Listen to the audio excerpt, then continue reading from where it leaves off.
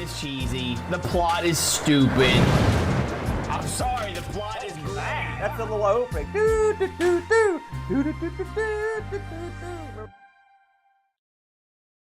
Hello, everyone, and welcome to a multifaceted edition of ARG Presents. I'm your good buddy, your good pal, Amigo Aaron, joined by a man that has only one facet. I give you the Brent. What is my one facet? Annoyance. Oh, well, that is a colorful, rangeful environment, so I'm okay with I don't know that. what that even means. See? Well, there we go. Now I'm getting grumpy. Good morning, everybody. It's another fun edition of ARG Presents, and this time around, the Brent, we spun the wheel. We made the deal. It's sort of a multi-deal. Yeah.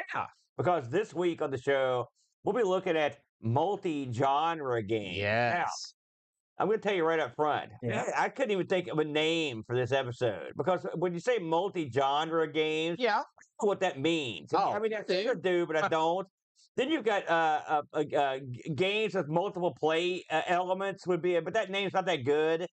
You know? No, multi-genre is incredibly descriptive and tells you exactly what you're getting into. I don't understand. Well, the thing is, when a lot of games these days have multiple genres represented in them, like more than most, right? I mean, if you think of a game like in the old days, just so you load up Pac-Man, right? You're Right. playing Pac-Man. It's a maze If you game. load up Phoenix, Right. you're playing Phoenix. Yeah, It's that's a shooting game, shooter. right? But if you load up something like, say, Grand Theft Auto, it's a driving game. It's a shooting game. You can go bowling. You can go skydiving. I would say that, yeah, that is definitely multi. Well, no kidding. The point of it is, this is a more prevalent thing than you saw back in the day. Oh, well, of course. Now, Yes. I can think of some of the all-time great multiplayer games from retro gaming history, and the ones that come to mind would be like Tron would be one I would put in that category. Yeah. It's got driving, it's got shooting, and it's got the tanks. Other shooting. Yeah, so I'm just saying. It's got driving, it's got shooting, and it's got driving But and shooting. But this wasn't something you saw all that often early in the retro era. Can you think of any game representative of this genre? Well, see, here's where you get a little controversial. All right. On the screen right now, for those watching at home, you've got Goonies 2. Okay. Right? Goonies 2 was a side-scrolling platformer. Yeah. But it also had maze elements, that Okay. 3D maze element. Now, is that really multi-genre? I think that's skirting the edge of what we're talking about here. It's sort of like Alone in the Dark and an area where you had to get to like a maze. So yeah, sticking a maze in your game, I'm not sure I'm going to buy that. Right. One. I think that's skirting the edge. I'm trying to think like Journey. Journey would be that's what I thought of. multifaceted. In fact, I thought about picking that one, but we'd already covered it. A lot of the things I thought about picking. We have? Yeah, we covered Journey. But yeah, we've covered a lot over our 8 million episodes we've done. I thought about picking a game like an Olympic style game, like a track and field. No, that's not multi-genre. Why? Because that's all sports. I mean, there's a big difference between, like, for example, skiing and ice skating. No, There's two different types. I would not call that multi-generational. I would say that would be okay. That's just me. With all that said, Now, Aaron, do you prefer multi-genre games? Do you like it when a game hits you with something incredibly new and different? well, I'll tell you something. For me, when you're playing a game and then all of a sudden another game pops up, like on the Amiga, for example, me and Bo have played a million games. Yeah. Sometimes they'll sprinkle in a shooting level in a platformer if it's relevant, you know. Yeah. And that's always, it's like a nice little goodie. You know, you get like it's like a hidden goodie you get. Right. Some games will even have a different sort of genre when you find like a hidden area, like a bonus room that you'll get a little Right. So I think that's okay. So yes, I do actually like, but I mean the problem is that if you get too cute, you can become the game that has a couple genres represented that both suck. So what's the problem? I think games have to be a little multi-genre. Yeah, have multi-genre. Yeah, lots of different ways to play. There it is.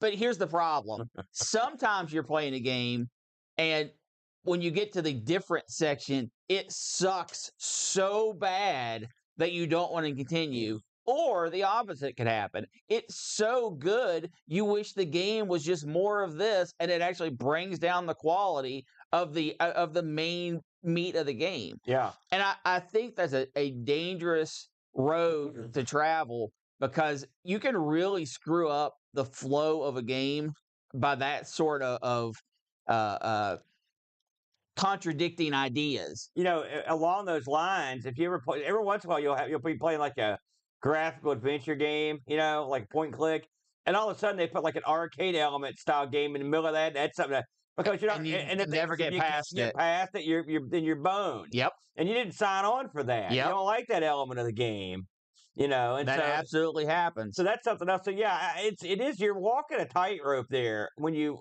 decide to have multiple play styles in a single game. I think it works better with arcade style games than anything else because you're already playing something that's kind of twitchy, you know. And what really is nice when they can fit that into the storyline, you know, like Tron's a good example. You had 4 different type elements of gameplay because those are different elements that were in the film, and so you're going to Right. try them out. You know, so that's kind of neat. I think if you think about it, you can pull it off. But did our games pull it off? That's the big question, and we're fixing to find out because we had to have a go at this and try to pick up a couple games. And I will say, I spent a great deal of time this week looking for mine, and you had yours. Really? Yeah, you had yours Okay. almost instantly. Yes. I knew exactly what I was playing. And so we're going to let you lead the dance this week because you definitely have the more well-known title, Brent. What did you bring to the table this week for multi-genre games? I chose The Adventures of Bayou Billy. Now, Aaron, I did that. yeah, I don't either. Bayou Billy's a ninja. I don't know if I mentioned it. He's clearly not if you play the game. He jumps and He kicks. jumps, all right. Adventures of Bayou Billy. I have a long, angry history with this game. This is one that I would have rented many, many times for weekend play and got incredibly frustrated with. As you well know, and probably most of our listeners know, my NES library was tiny, but my game reach was vast due to renting games. Yeah. And Adventures in Bayou Billy really, I don't know if you remember the advertisements, Aaron, but I do. I remember the advertisements even back when I was a little kid talking about all the different ways you can play the games and all the, because it really pushed that multi-genre thing down your throat. That was a selling aspect for the game, which I think is probably the first time I remember a game really putting that front and center of all the things you get to do as Bayou Billy. So in Adventures of Bayou Billy, your lovely lady Annabelle gets snatched by the evil gangsters, and you got to go get her. Now, before you move on, let's talk about this. There's a little cut scene. Yeah. Where the bad guy's holding her, and the bad guy, it's not like the guy in Final Fight where he has a little blurb and his guys have their own TV. Right. This guy's holding her up. I believe he's got a knife or a gun to her head. I can't remember. Yeah. And he goes on for quite a while. He's soliloquies. He's like, "Oh, so you want your woman back, do you? This woman?" I was like, I thought to myself, this is one of the biggest jerks I've ever seen in gaming. I mean, he's got a look on his face like, "Aha, I gotcha." Like, I don't know how he came upon Bayou Billy's woman, but this guy's a scumbag, a long-winded scumbag. Well, I can kind of feel some of it in. If you go back, I don't think this was covered in the games, but I believe it was covered in the comics that the big bad had killed Bayou Billy's previous wife. Jeez. So it was personal. It was, I mean, it's super Wait a minute, this personal. game had a comic? Not only did this have a 18-month comic run, which only was 6 comics, it also They had trouble cranking those out, didn't they? well, it was set up to be bi-monthly, every 2 months. This also had some television presence in the form of on the Nintendo cartoon. He was a character on that, a recurring character.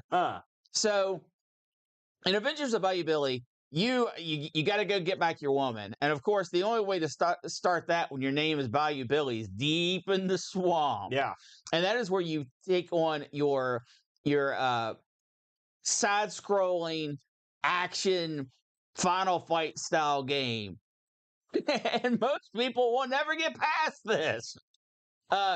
The Adventures of Bayou Billy is a brutal, brutal game. Your character has 3 moves. You can punch, you can kick, and you can jump kick. And you can pick up weapons along the way.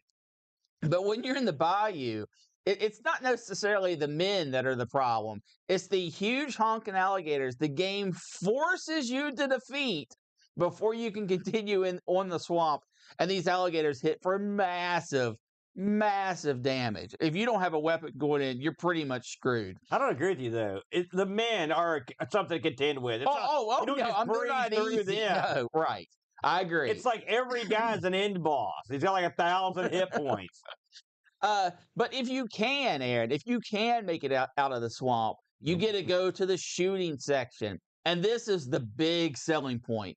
Not only could you play the shooting section with your controller, moving your old crosshairs around this screen, a la Operation Wolf. Yeah. Back in the day, you could pull out the old zapper gun and actually shoot the screen and play that way. Yeah. And it even comes up before each stage and says like, hey, now you're going to be playing with a controller. It's like, oh, okay, a controller. And now you're going to be playing with the zapper. And you get your zapper plugged in, you pull it out, and you start shooting.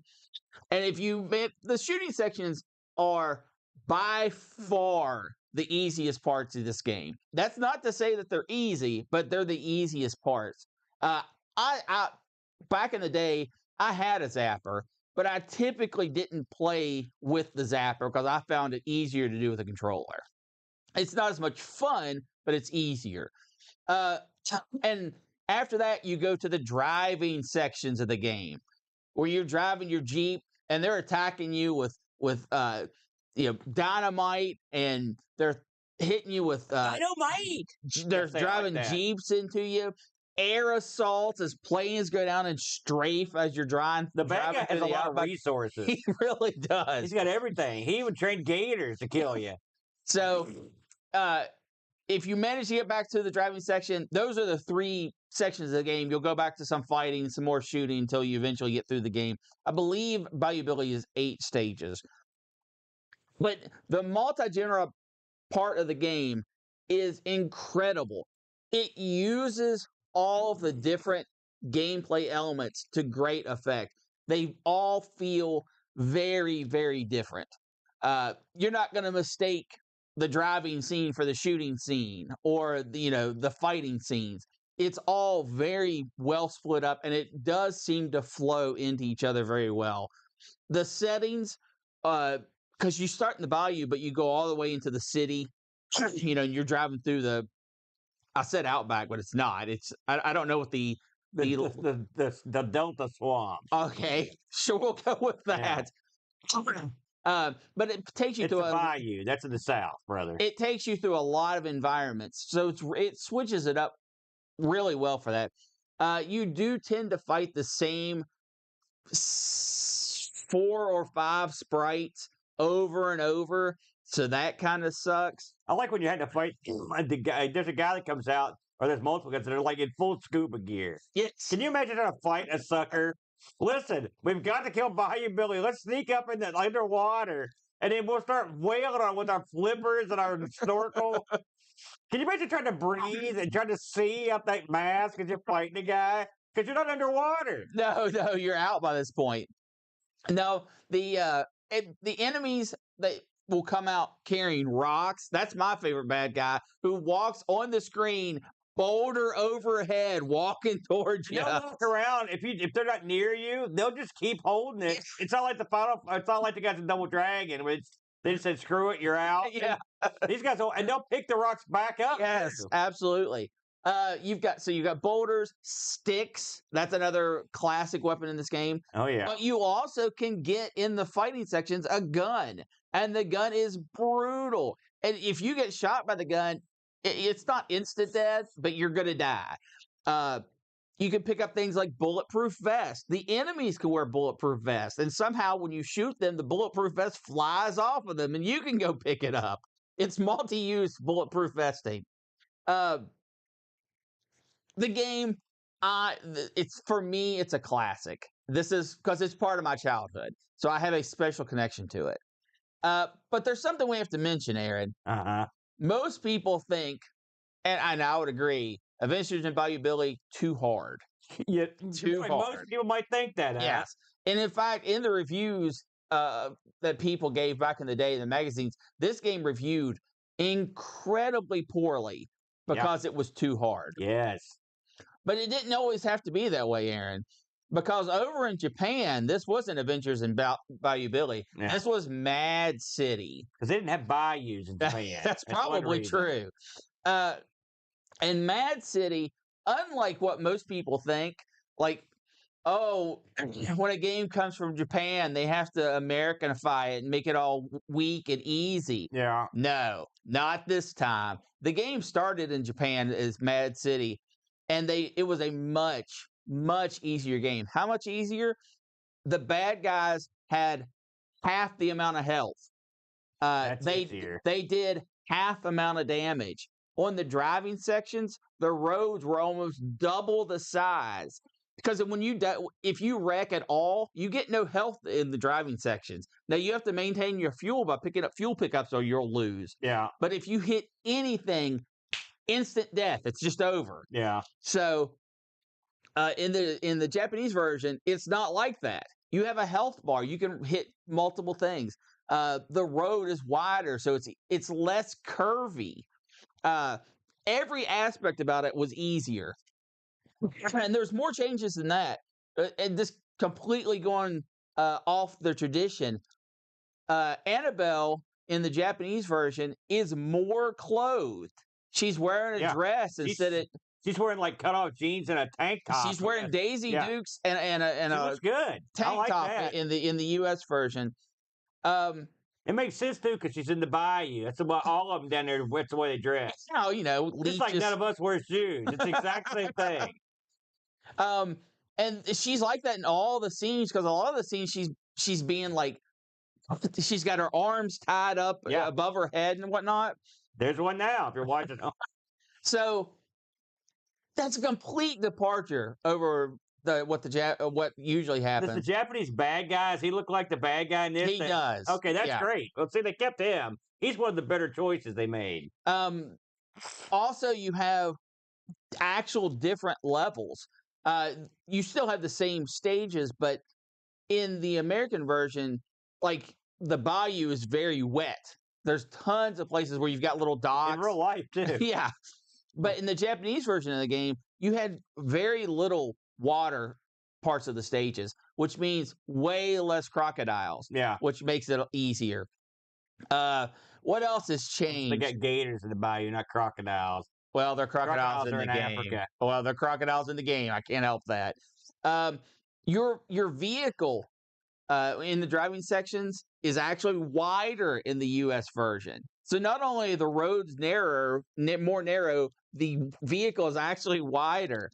I think I can guess why they made this harder. I'm sure you're going to mention it. Well, okay, no. Why would they make this harder? Is this one of those games they made harder because of the rental market? Yes. That's what I figured. Yes. Because you could tell. And it's funny because I remember renting this, and I remember seeing you. I rented it several times. But I remember every time I went to like Blockbuster or something, this was never rented. Because after about the first 2 months, this thing was like there were some games that no one touched, and this was one of them. They were like, "We're not getting burned again on Bayou Billy." Now, one other thing that is different between the Japanese version and the American version is in the Japanese version, it has multiple endings. The American version has a couple endings, but the Japanese goes all out. For example, you can do training in this game, which you either do a fighting stage, a driving stage, or a shooting stage. And if you complete those stages, you get a little bonus in game. Maybe it's more health, maybe it's more bullets, that sort of thing. Yeah. Fun. If you do that and then beat the game in the Japanese version, it basically causes you a big wuss for doing that training stuff before you do it again, but don't train this time. Jeez. If you play it on a lower difficulty, the ending's completely different. I mean, you save the woman, but then you feel empty inside. So you don't get any of the ending. It's just like, play it on a harder difficulty level. You can also, the very end of the game, Bayou Billy and Annabelle run to each other and hug. Yeah. But in the Japanese version, you can actually avoid the hug. You can like run away from her, and if you do it for long enough, she gets depressed and she's like, "Oh, I guess you just don't want to be with me anymore," and then leaves. Why would you do I that? don't know, man. Why would they even put that in there? I don't know. This is why the birth rates are tanking in Japan, right there. Well, it gets worse. If you This is real. You're not just yanking my no, chain. this is all real. This is I have never. So it's like for the Here Eternity scene on the beach, but they just one guy just refuses the embrace.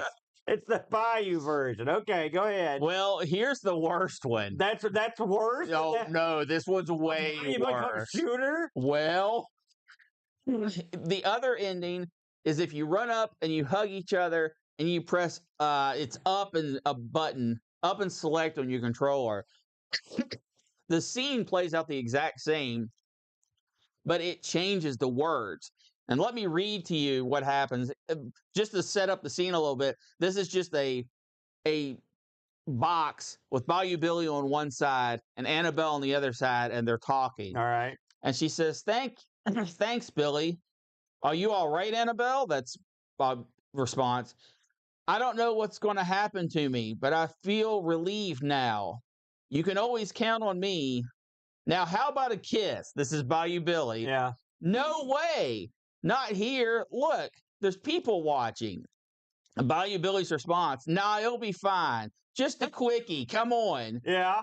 Bayou Billy's or Annabelle's response, just behave. Even if you save my life, you better stop. And then Billy kisses her anyway. Listen, if you go through all this that Billy went through, and you get there and the chick won't kiss you, listen, I don't know. I don't know. What's wrong with her? Man, So what is happening? yeah, Put that in the I game. don't know, man. I don't know. Outside of all those That aspects, is the goofiest crap I ever heard right there. and there are more differences, but we need to move on. We need to move on. So Jeez. when this released, as I mentioned, it reviewed horribly. Sure. It was very popular among players, but it reviewed horribly because it was so hard. And they dumped a ton of money into this game because they did tons of advertisements for it. Now, of course, they pulled it. Oh, and I shouldn't. Boy, I got on such a bit of a tangent here. This was released in 1988 in Japan and 99 or 89 in America. Yeah. And 91 for the PAL region. You know, I can't believe how much extra work they put in to screw with the American version. Because, I mean, that's a lot of making graphical changes, doing something like that. That's a lot of work to put in. It is. You know? It is. I also think it's odd.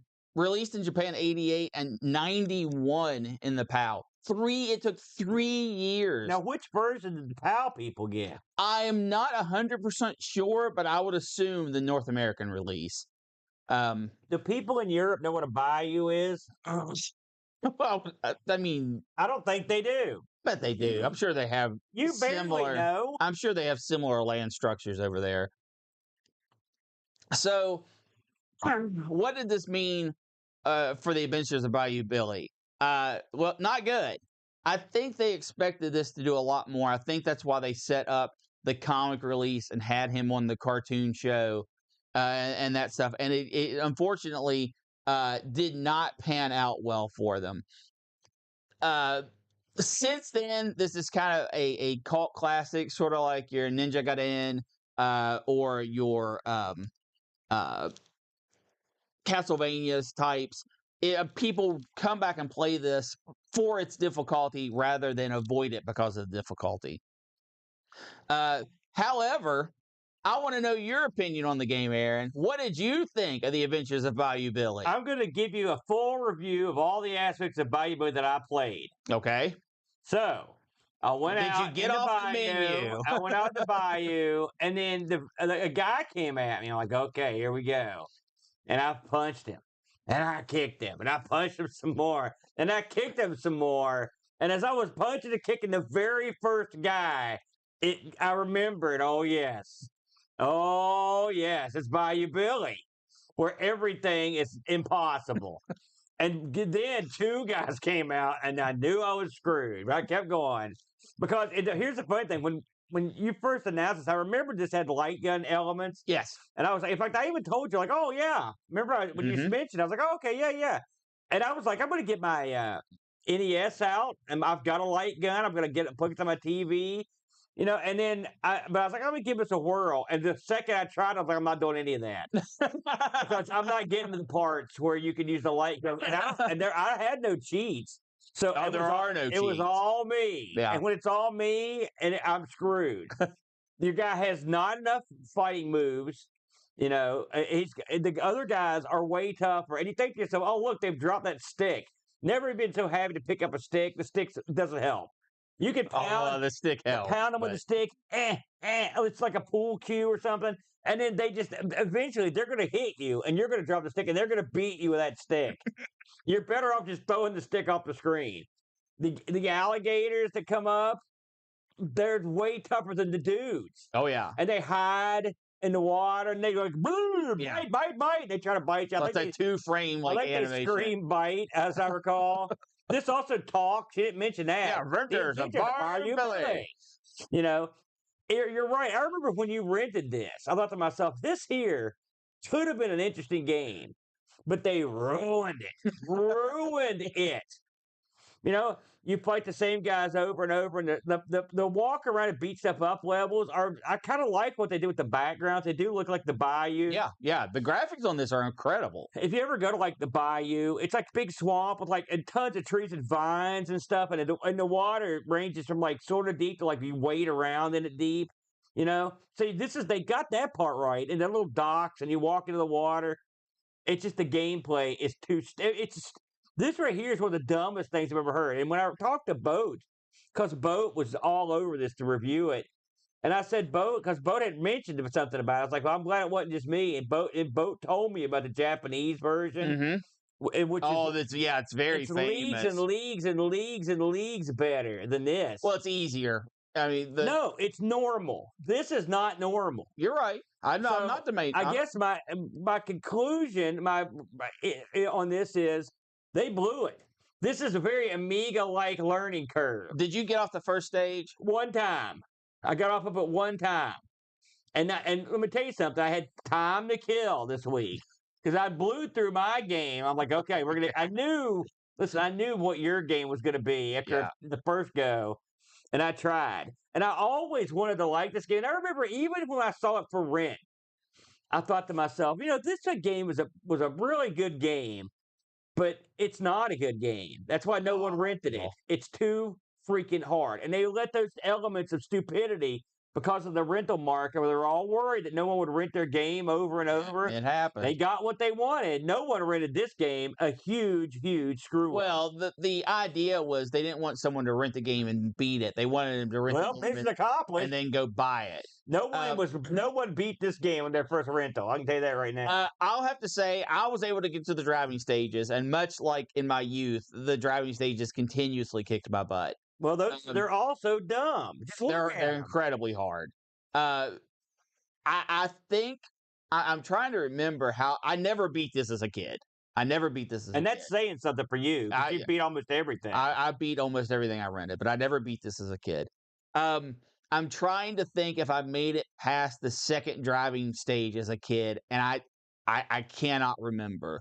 I know the streets of Louisiana are familiar to me. Yeah. And I know that's the next stage after the driving stuff, but I can't remember if I ever actually got to them. I will say that the scenes where you're perpetually attacked in the streets in New Orleans those are very realistic. That's exactly the way it is when you get down there. Give me a break. The difference is these guys aren't holding cups. On the old eBay, how much do you think this goes for? Let's say this has got to be a pretty common cartridge. I mean, it's got to be pretty common. Let's say loose cart. What are you going to pay for a loose cart? Oh, $46. No, $5. Really? Oh, wow. Okay. You can get box, instructions, game, and all the inserts for under $50. So I'm not surprised because I know they made a ton of these, and it wasn't popular here. It was not popular. In fact, I don't know anyone that was like, Bayou Billy, that's great. It was, in fact, it was reviled, frankly. Oh no, I don't agree with that. Reviled. What we got on the Discord for old Bayou We Billy? actually got a review of this from our own John Bodekar-Schaller, who's as you know, an NES aficionado in his own mind, at least. He writes, there's a running meme in the retro community that the NES ports of Famicom games were dumbed down for the NES audience. This comes from the fact that the Japanese version of Super Mario Bros. 2 was more difficult than the version of Super Mario 2 that was shipped to the West. That's true. But in reality, more NES games were made more difficult than their Famicom equivalents than the other way around. There is no answer to why this was, but some people think it was because of the rental market. There, bam. Japan didn't want to make games that you could rent for the weekend and beat, giving you no reason to purchase the game for the long-term play. Bayou Billy is a retitled and slightly altered version of the Famicom game Mad City. The character sprites, including the main character, are mostly identical, as are the stages. They're close. What is different is the fun beat 'em up from the Famicom becomes an irritating slog on the NES because of the outrageous strength of the enemies you fight. You plug away at the most generic of bad guys endlessly. In the Zapper stages, you start with less ammo than in Mad City. In driving stages, the road is narrower. For years, I tried to give Bayou Billy a chance. It should have been a slam dunk. But now that I've discovered Mad City, I've actually been able to enjoy the experience. Bayou Billy, 3 out of 10. Mad City, 7 out of 10. There you go. It's a shame. This right here, if you look at the NES library, this is one of the all-time hugest, like, swing and a miss. Because they had something, and they dropped the ball. Pushed the heck out of The it. good thing is you can play Mad City, and it's a much more forgiving experience. I also tried it, and I would give it a much higher score than I would give Bayou Billy. And what would you bring to the table in such a fun topic? Well, we're gonna say bye-bye to Bayou Billy. We are. Now listen, disclaimer time. So I was like, I'm going to try to think outside the box. In fact, I had a couple of suggestions given to me. Sure. And they were good suggestions. Pac-Man was like, you should try that Yeti Mountain game. You know, the new one out for the C64. And I'd heard the guys on Pixel Gaiden try it recently. I was like, oh, I don't want to. I want to try something a little wackier than something brand new again. Well, that was dumb. I should have just listened to Pac Billy again. So I looked around. I thought, well, I want to try something. So to find this game, I just started typing stuff into a search engine that were just 2 genres. I would put like driving schmuck. I would put like you know, you can see where this is going. I would type in driving beat 'em up. I would type in, and so eventually I typed in shooter fighting game. And what came spit out of this thing was the game I picked this week. The full title of this is Uchuu no Kishi Tekkaman Blade, but we're just going to call it Tekkaman Blade from here on out. I'm not going to go through that every time. Released in July 30th, 1993. This is a Super Famicom game, the brand. Yep. Published Super NES. Published by Beck Co. Developed by AI Co. A lot of Co's in there. And this is a game based on an anime. Now listen, you know, I love to go in and give you a long descriptor on the product that the game's based on. I know you do love doing We're not doing that this week. All right. I tried to look up to try to figure out what Tekkaman Blade, the history of the anime, and it was the most convoluted, confusing thing. I just looked at it. I mean, pages and pages of stuff that happened. I was just baffled. And I will say the baffling nature of the anime flows freely into the game, which we'll get into here. I do want to give the credit to people that deserve some credit, and I'm going to butcher some names here. The executive producer of Tekkaman Blade was Haruyuki Hayashi. Now, get this. He was executive producer on this game. The CPC a trend here. Amongst the other games he did were a Gundam game, Dragon Ball game, and Ultraman game. So they were working their way through properties on the Super Famicom, and this was the guy that got to do it.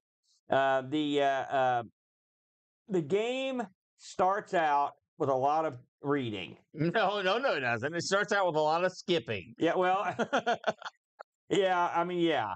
So I don't fully understand the plot of the game, so I'm going to try to summarize it as best I can. All right. You play a guy named, well, he's actually named Techno Man, but he's also got several other names in the game. Okay, All right. and he has got to go out and defeat some guys for some reason, and some of which are related to him. Okay, I'm not going to go. It's the walls of text came forward and they were unavoidable. I just had to stare at them. After I'm at the third wall, I was just like, I don't know what I'm looking at here.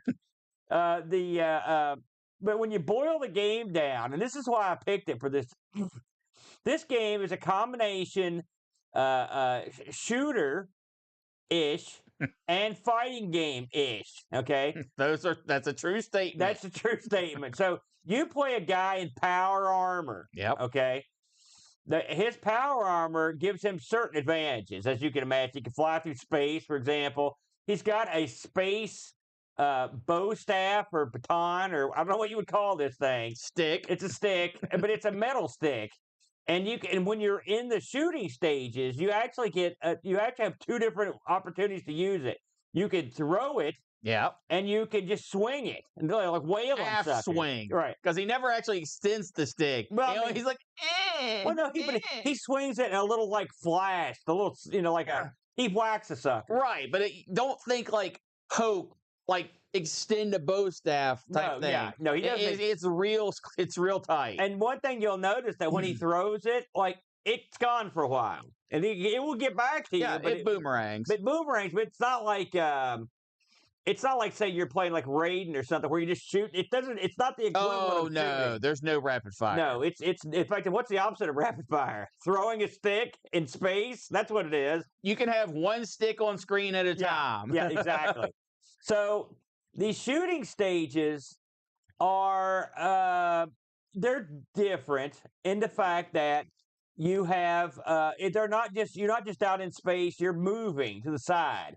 And so it's sort of like a side-scrolling shooter. It's exactly like a side scroller. Except some of it, well, not exactly, because some of it is just like you're in the vacuum of space. Then sometimes there's stuff. Yeah, but you're only scrolling sideways. Right, but I'm saying sometimes the screen's empty except for bad guys. And then sometimes the screen's bad guys and other things, obstacles. Okay. Sometimes space has a ceiling and a floor. Of rock. In certain areas.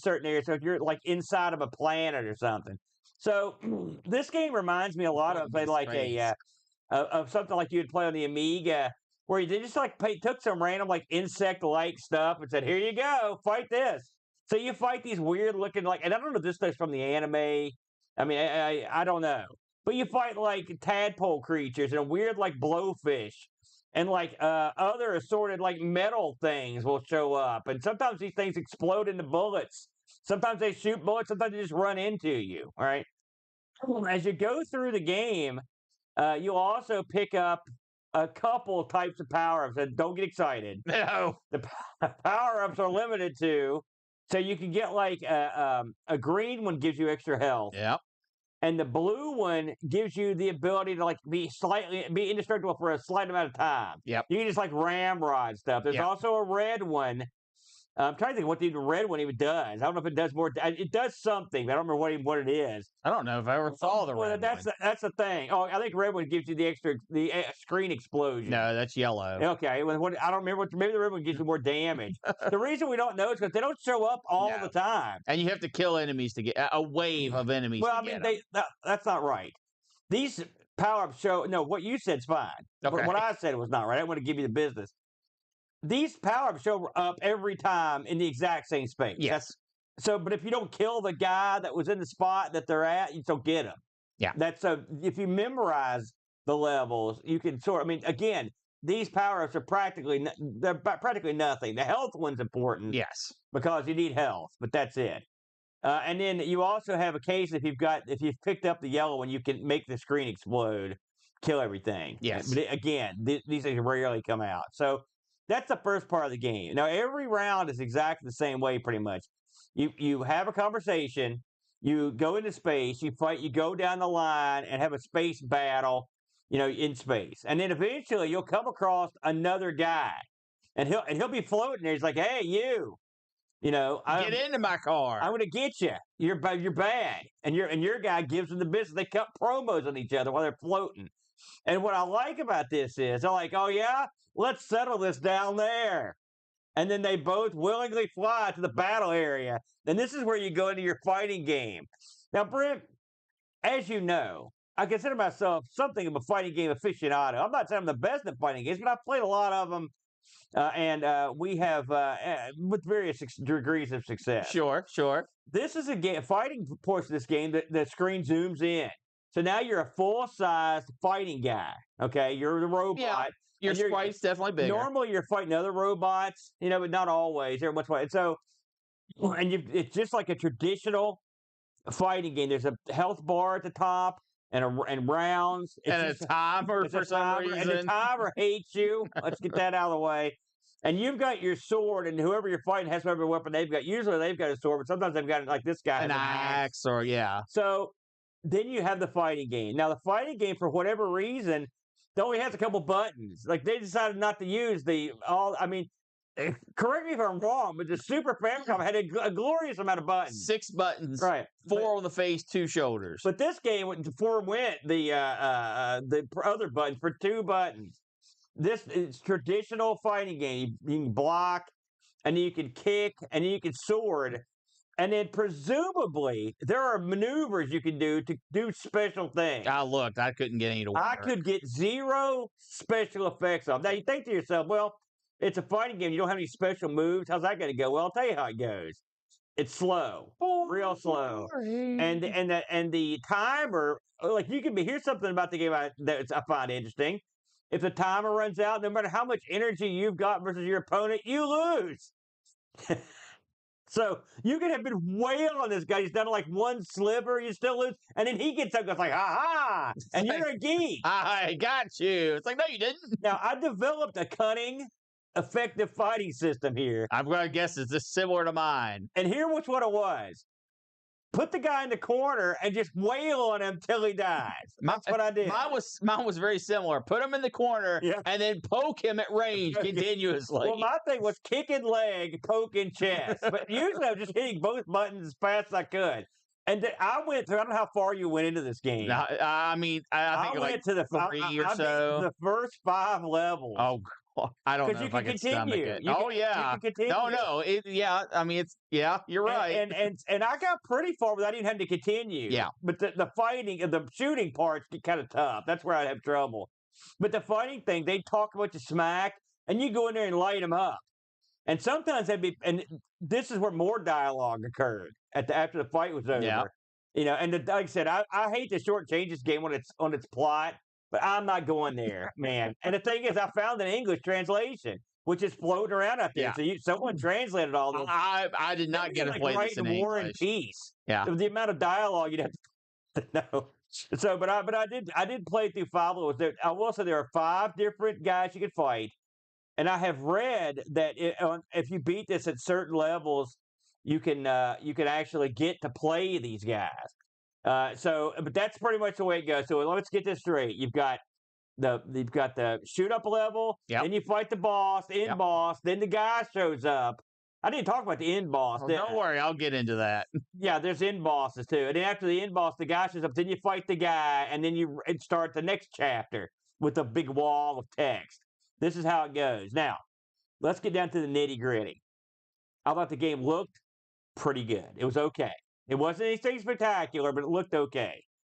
I thought the control, I mean, he moved when you want him to. He shot when you want him to. I thought some of the space stuff was interesting, and there's not a lot of space games like a lot of hand-to-hand combat like that. Kind of neat.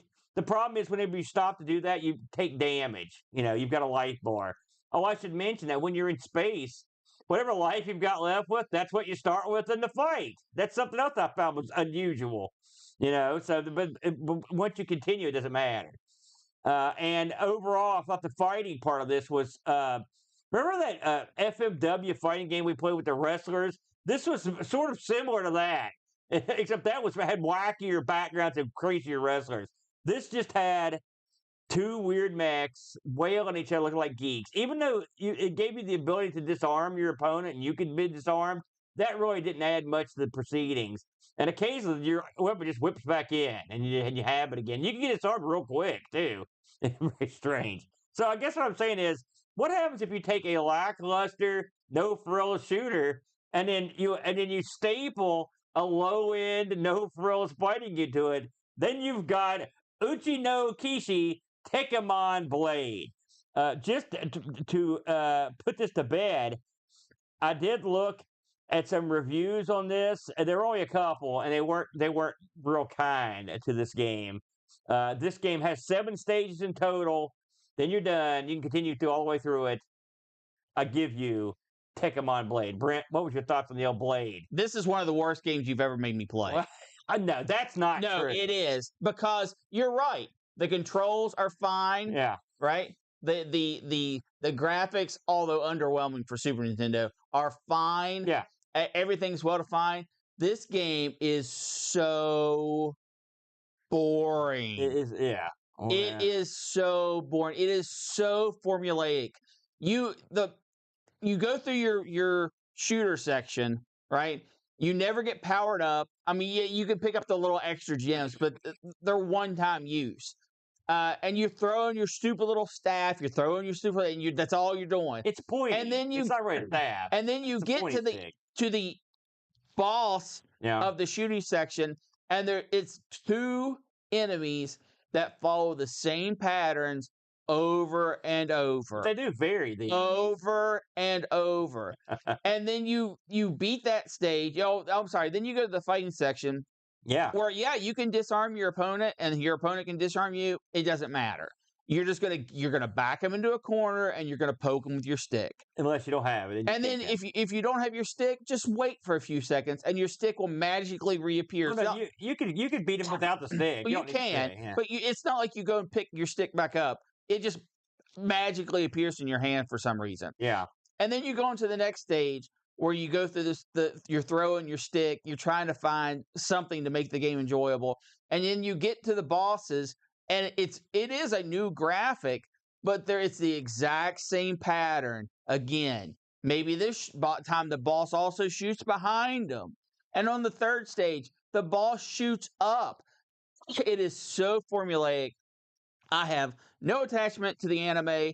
I did not have a translated version. My was in Japanese, so I had no plot. You're actually lucky. That should have read the plot. No, I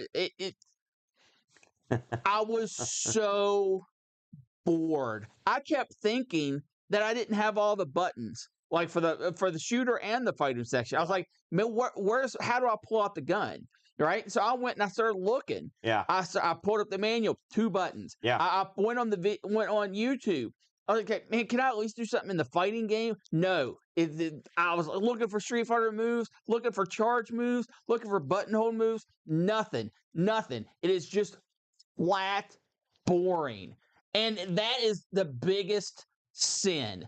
You can be a bad game and still be a fun game, but when you're a bad game, well, no, and this wasn't a bad game. It's not a bad game. It's a boring game. It's by the numbers. Oh, my gosh. I'm not going to dispute you. I will say, the bosses don't always. I mean, I don't know how far you got in, but as you get further in, like bosses get slightly clever. Let me ask you, since you didn't have the Japanese or the American or English translation, do you remember the part where the 2 guys would have the dialogue, and then it would show a close-up of your guy, and he'd be like, power up. You had no idea what was going on there. Skip. That's what that was. Well, I thought what would be cool is if you go through, it's like a Mega Man. You pick up their weapon. Like, that would be cool. Or, like, maybe you could slap some of their armor. Like, we're rewriting the anime, and it's better. Yeah, it's a better version. If you would have picked up the other guy's weapon, then could hit select maybe and go through, choose which weapon you had out, and you could throw one, hit select, and then throw the other one. Yeah. Do something like that. Anything would have made this better. Yeah. I was so, and your stick blocks shots. Yeah. So even the shooting sections where you're supposed to be dodging bullets and you intense, you just throw the stick and all the bullets disappear. Well, I learned late. I mean, the problem is the stick. When you throw the stick, you've got no stick. So, like, if there's other crap going on, move to the middle of the screen. Right, but I'm just saying. Then the stick. Well, hold does. On. I eventually learned you always throw the stick. Yes. Because at first I was like, I'm just going to whack this stuff. No. whacking it doesn't work. But I mean, honestly, and the thing is, it let me continue. I put it on like the easiest level of difficulty, but it let me have continuous throughout the whole game. Oh no, So, yeah. I didn't quit because I lost. I quit because I almost fell asleep. oh my gosh. Well, I mean, it's not that good. I admit that. I thought it'd be kind of fun to try something on the Super Famicom. Come on, you love the Super Famicom. I love the Super NES, but this was not its best This showing. reminds me of something. This reminds me of something. If I was like digging through the MSX2 library, and I came across this, like you came across these generic games. That's what this reminds me of. Just like this generic, or like the 68,000. Like, hey, here's some generic game with like mechs or robots or whatever. It was a letdown. Just to close shop on this. You got a Discord as well. I know. The I found 3 reviews. And the Computer Plus VO Gyochi gave it a 90%. Console Mania gave it a 78%, and Abandoned Times Magazine, which is a local joint, gave it a 35%. Go with the 35. Really, I mean, 35 is low. I would say this is more like 65. I'd say it's like a good D plus game, in my opinion. But listen, I mean, it's low praise. There's no doubt about that. We did get a review from the boat once again. He said, well, you've got a pretty generic Gundam shooter and a pretty generic Gundam fighting game in the same game. The shooter features a unique boomerang maneuver you can pull off with your Staff of Doom, but that's about it. The fighting game reminds me of TMNT Tournament Fighters, yes, for the NES. Both modes seem to only use 2 of the 4 Super Famicom face buttons. This one is highly forgettable. He's right. Remember the Double Dragons? They tried to strap a fighting game, and they didn't do anything to the game. It's like, look, you could fight these guys, and it sucked. That is exactly what this reminded me of. It's not a good thing, Britt. It's a bad thing. Listen, you can't. Listen, I took a chance. What are you gonna do? You can't win them all. Oh, I did look this up on eBay with no success. So there you go. Say, I'm sure it goes for $1 billion because it's that short anime. No. Nobody wants it. You know what is always a success? My game picks, except for this week. A really loud wheel theme song. Oh, no. Let's go to it, Aaron. Don't turn up too loud. They got to hear my beautiful tones. Brent, this week we swapped out last week's game for a new game. That's normally how it works, Aaron. Thanks for describing. The new thing we picked up is the Spectra Video SB318, suggested by Buck Owens. And our Retro Rewind piece this week, everyone's favorite, it's Mattel's Intellivision, Brent. Yes. We love the Intellivision. Aaron, we're going to give this thing a monster spin. Give it a monster spin, man. Go for it. I'm going to release my stick throwing ambitions onto this wheel. Yeah, because this is a frustrating week. I will say my game was a lot more playable this year. I got to play a lot longer. And the winner is... Oh, man. Is that what I think it says? Who suggested that? It's Serial Link Games. This one was perpetrated by Rob Flack O'Hara. Serial Link Games means that we've got to come up with a way to play these games on the Serial Link. This is actually quite timely because I've been working on something for Boatfest, so maybe we can use it for the show. Well, I think it's just games that feature the Serial Link technology. We've got to play the game to, don't you think we should try playing the game against each other with a Serial Link? Hook that up and I'll be right over. All right, we'll do it. So that'll be in 2 weeks, the brand. Next week, we're back in the New York groove. That's normally how it works. This is a weekly with show. R. Sinclair. And I believe, if I'm not mistaken, this is the week that we're going to make a jump to the left. And then a step to the right. Yes, it's a Rocky Horror Picture Show game for the ZX. We actually gave this a spin on the Apple, I believe, a long time ago. So we'll see if they improved or unimproved the game that we played on the Apple. And they could unimprove it. You never know. That should be a lot of fun because we're both huge Rocky Horror fans. Yes. It's funny because it's not that funny. This week in West Virginia, they tore down the theater, or they closed the theater where I saw almost every Rocky Horror Picture I ever went to. They closed Keith Hobby? No, that's not where I saw them. Most of the time I saw was in Charleston at the Park Place Cinema. Oh, yeah. And after a 43-year run, as with most of the things in our downtown of our capital city, it's been closed down from lack of use. So a hearty see you later for the Park Place. I had a lot of fun and matured quite a bit during my time of going to Rocky Horror. That place was off the chart. There's some crazy crap that went on in that theater. So it should be a lot of fun. That's going to be next week, the Brent. In 2 weeks, we'll be back with Serial Link Games. Thanks to Rob Flacco here. Uh, just a little quick shout out. I want to thank everybody who joined myself in Discord for 4 hours of the Eurovision Song Contest. A big congratulations to Switzerland, who took home the big prize with a glorious song, the dude in the dress, and he's balancing on a circle. It was good. It was wacky. It was good. I liked it. We had a lot of fun. Brent, do we have anything coming up that you want to talk about before we call it a day? Nope. Bam, we're out the door. We'll see you next week for Rocky Horror, buddy. And until then, bam, say it. Bye.